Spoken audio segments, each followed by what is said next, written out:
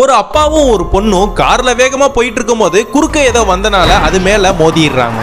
அது என்னன்னு கீழே இறங்கி வந்து பார்த்தா ஏதோ ஒரு குதிரை மாதிரி இருக்கு. அது மட்டும் இல்லாம அதோட தலையில ஒரு பெரிய கொம்பு மாதிரி வேற இருக்கு. இந்த விலங்கோட பேரு யூனிகார்ன். இதை இவங்க ஃபர்ஸ்ட் டைமா பாக்குறாங்க. இந்த விலங்குக்கு ரத்தம் கூட ப்ளூ கலர்ல தான் வரும். அந்த நேரம் பார்த்து அந்த யூனிகார்னோட கொம்பு ஜொலிக்க ஆரம்பிக்குது. இது என்ன புதுசா இருக்கேன்னு இந்த பொண்ணு அந்த கொம்பை தொட்டு பாக்குறா. அந்த கொம்பை தொட்ட அடுத்த நிமிஷமே அந்த யூனிகார்னோட கண்ணுக்குள்ள ஏதோ ஒண்ணு தெரியுது. இவளை எங்கேயோ தூரமா கூட்டிட்டு போய் ஏதோ ஒரு விஷயத்த சொல்ல பாக்குது. அதுக்குள்ள இந்த பொண்ணோட அப்பா இந்த யூனிகார்ன் தான் நம்ம பொண்ணை ஏதோ ஒண்ணு பண்ணுதுன்னு ஒரு இரும்பு ராட் எடுத்து அதை அடிச்சு சாவடிச்சிடுறாரு. அவர் அடிச்ச அடியில இவங்க ரெண்டு பேர் மூஞ்சிலையுமே அந்த ரத்தம் தெளிச்சிருது.